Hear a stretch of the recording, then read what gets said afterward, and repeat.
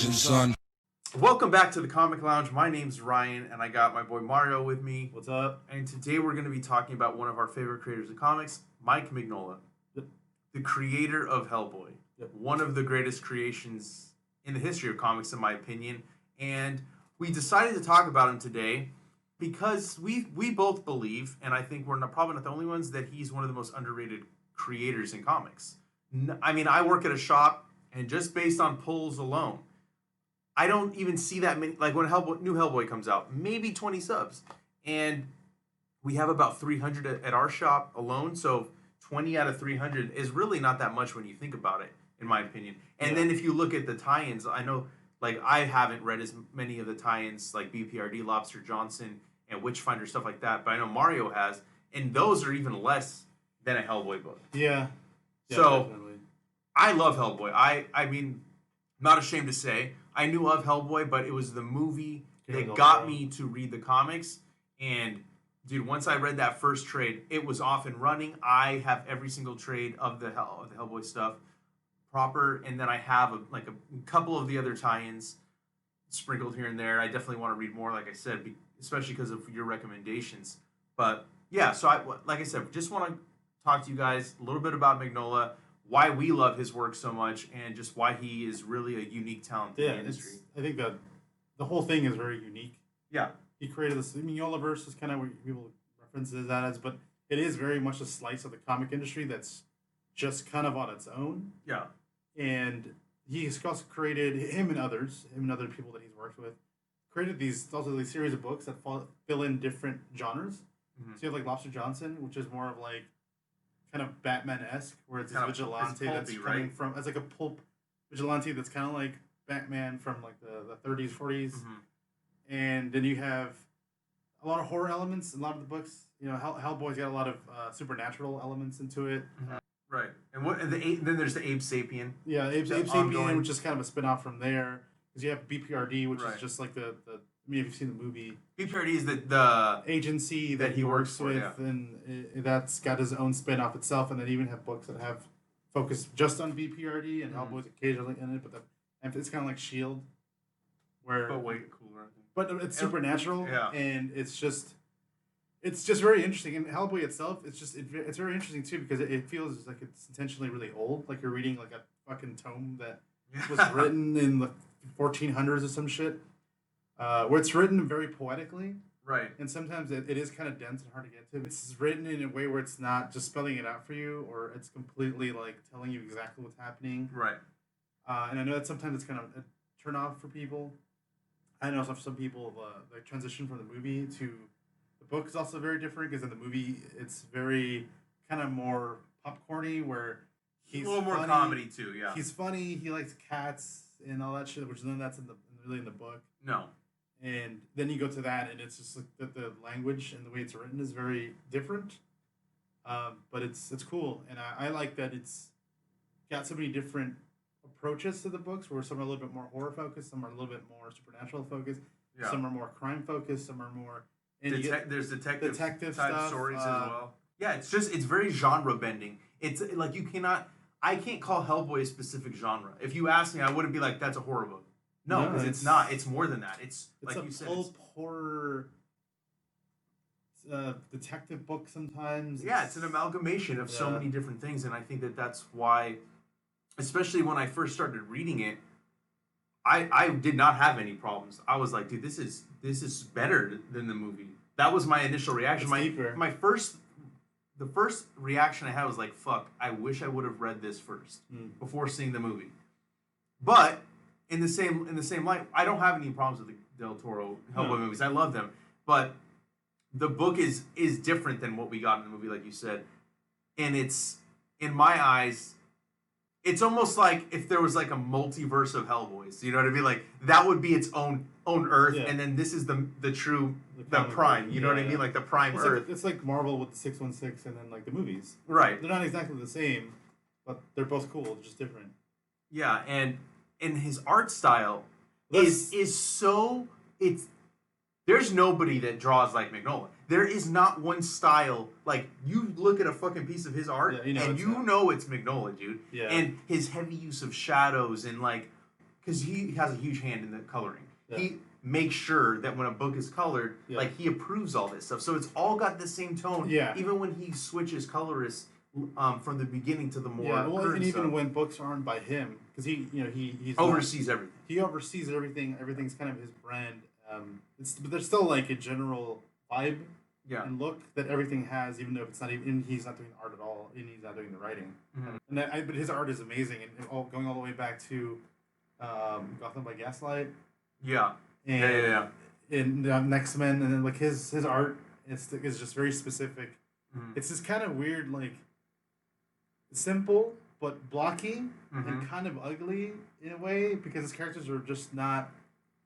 I don't know. Yeah. It's hard to say what. It's just, but in a good way. I know what you mean. They're ugly. His women are not like. I want to be like, damn, that's a hot, attractive woman. But it's like for his style. Even the way he does Batman.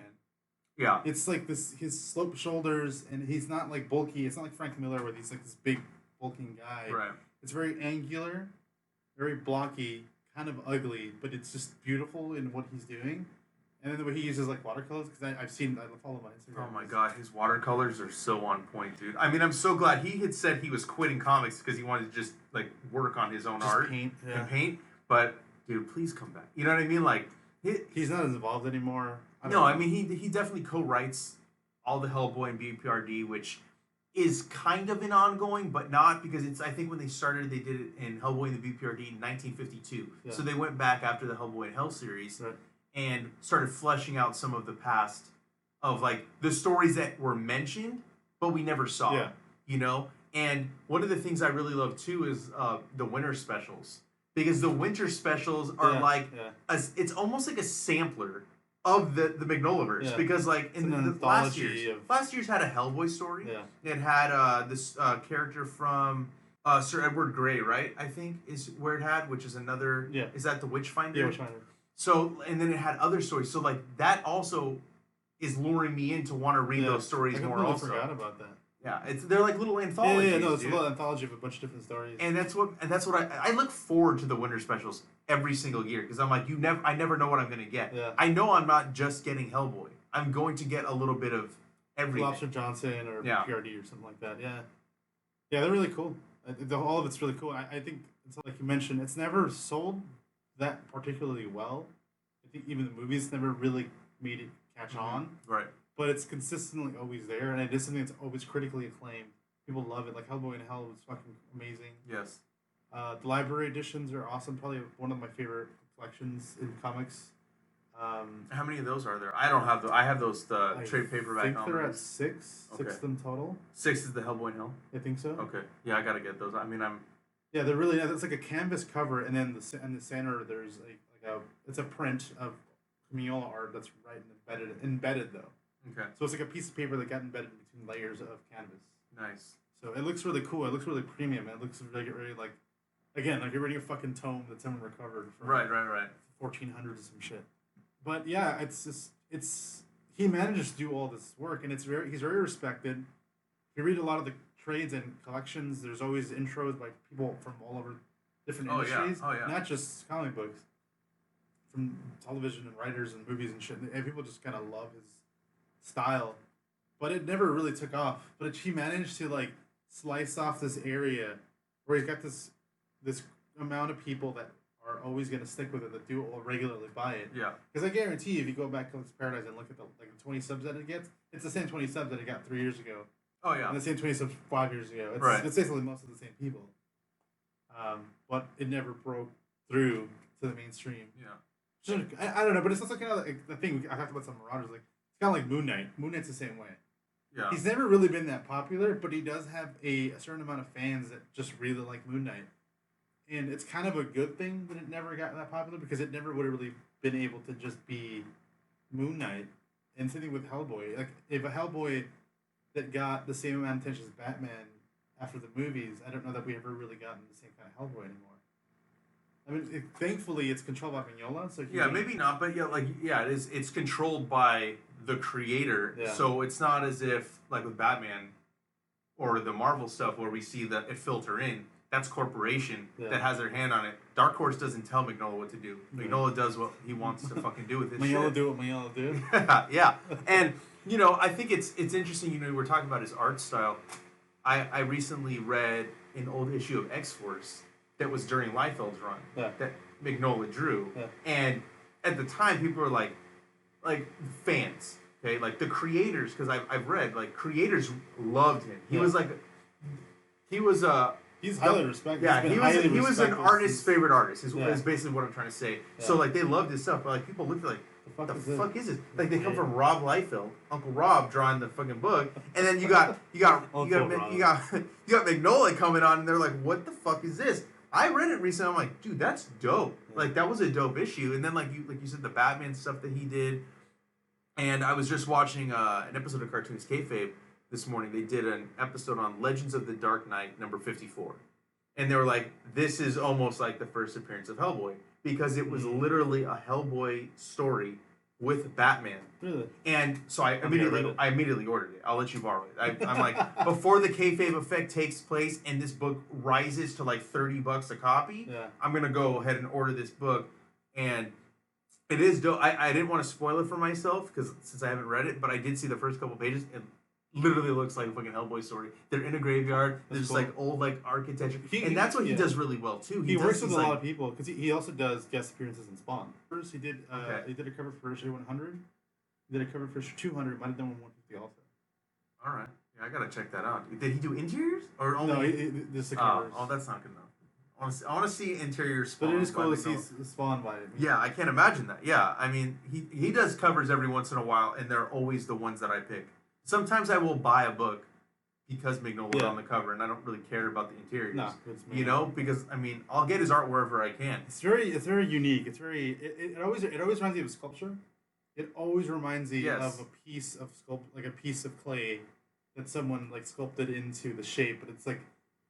It's angular where you can see the lines where they're cutting with their tools. Right. That's the way he draws everything. And even like the characters don't have a whole lot of movement sometimes when they're stationary. Yeah.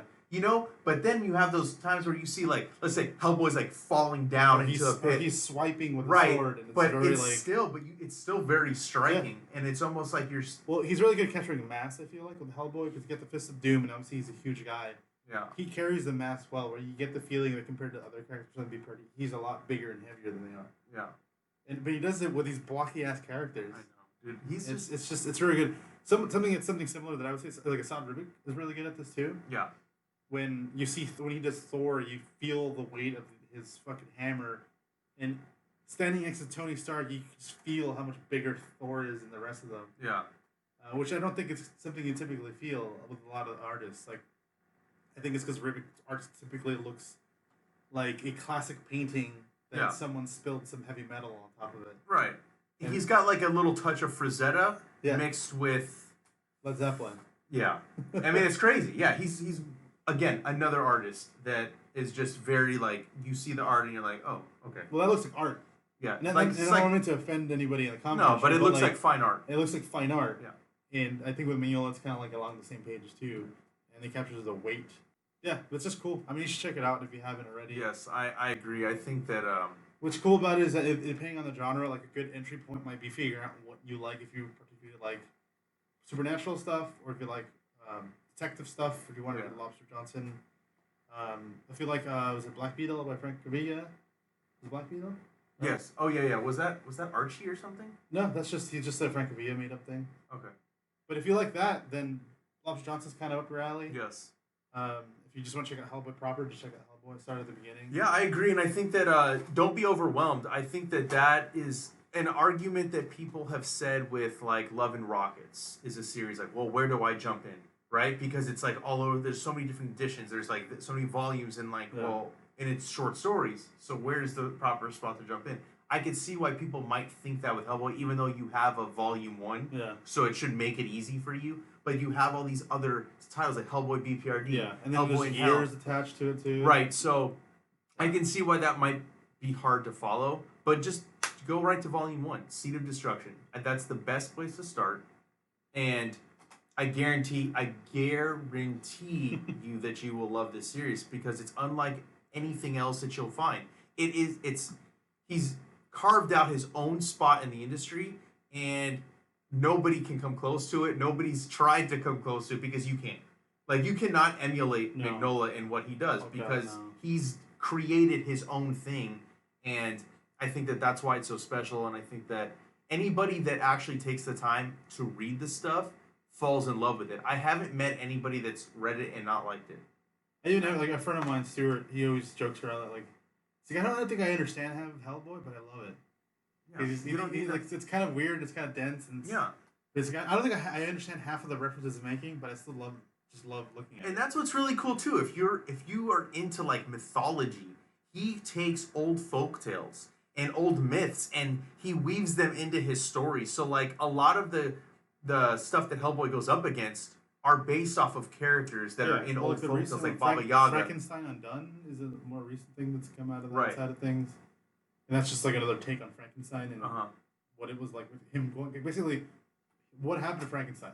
Yeah, it's kind of that book. So yeah, like I mean, look at that Frankenstein. Like, there's just so many stories, so many genres that are woven into the fabric of the Hellboy Mignola universe that I think you guys will definitely enjoy. Definitely should check out. And if you're not already, make sure you follow us on Facebook, Twitter, and Instagram at The Comic Lounge. Throw your comments or suggestions down below or email us to thecomicloungepod@gmail.com. Make sure you subscribe and hit the bell icon so you're notified every time we put up a new episode. Check out our audio podcast on Podbean, Spotify, and iTunes, and hit the subscribe button on there as well.